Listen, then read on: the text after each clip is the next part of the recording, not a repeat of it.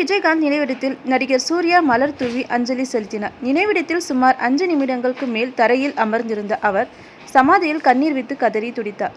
இதைத் தொடர்ந்து சாலிகிராமம் இல்லத்துக்கு செல்லும் அவர் அங்கு பிரேமலதா மற்றும் குடும்பத்தினரை சந்தித்து ஆறுதல் கூறுகின்றார்.